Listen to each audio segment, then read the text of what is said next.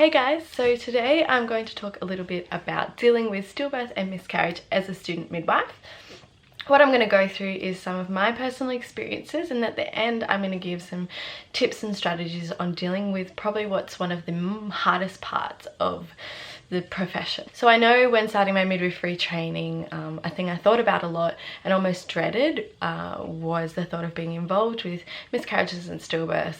Especially being so young, I wasn't really sure how I would react to them, how I would cope with it. However, I knew that to be involved in this profession and to be involved in all the highs, you also had to take part in the lows. And in being dedicated to women-centered care and women's healthcare in general, this was a really important and significant part. My first 2 years of training, I was not exposed to this at all. I feel like part of it was the staff trying to protect you as a student, but also that these situations probably weren't the most appropriate for new students to take part in, however important it is.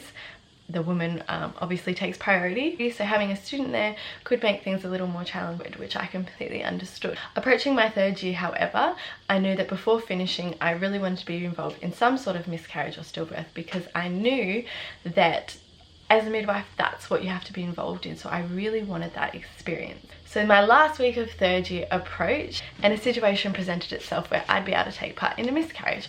So I really put myself forward, talked to the midwives, told them I'd really like to be involved in this, and so I got that opportunity. So this particular case was a 19-week miscarriage, and I got to be involved generally with the support of the woman, but also some of the medical side, as well as preparing the fetus and documentation and following general policies and protocols.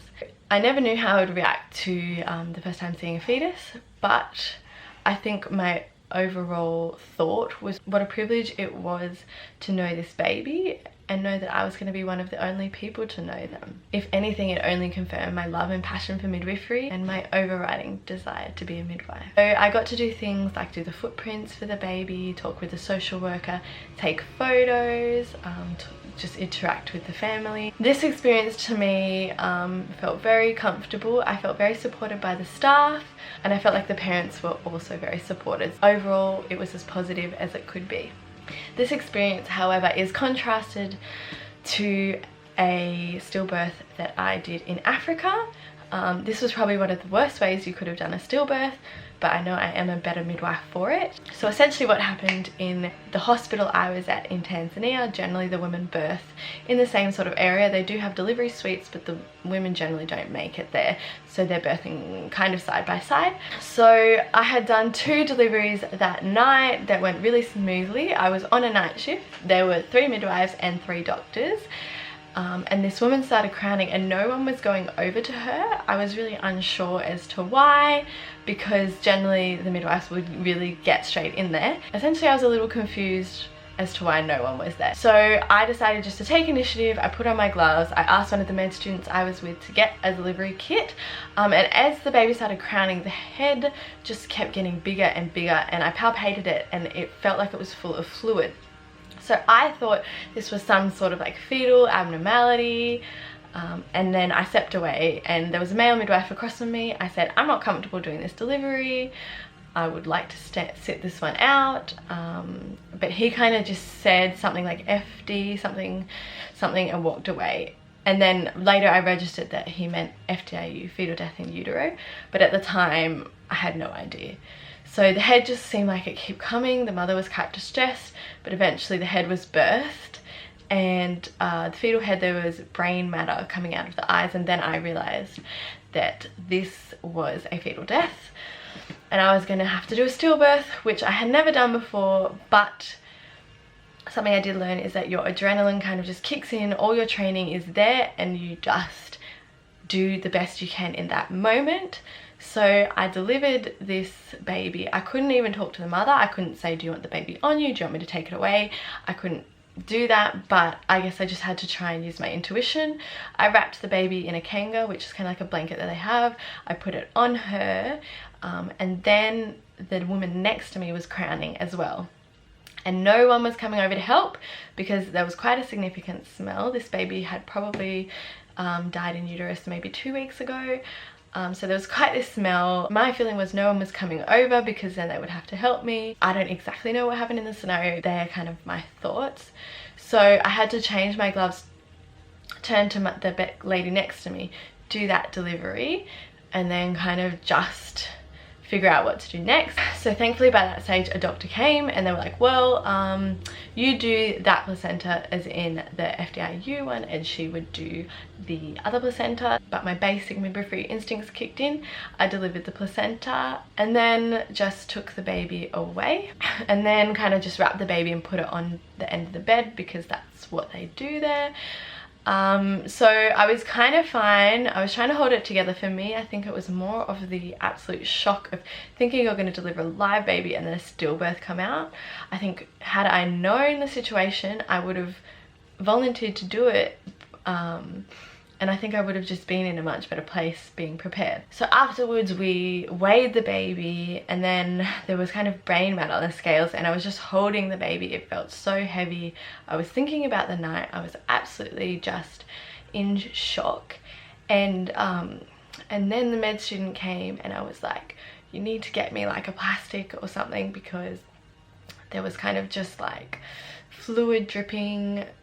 And the mum was just sitting on a bench outside the kind of outside the delivery area. Didn't think I would get emotional. There you go. And then I just left. I just left because I knew it was being taken care of.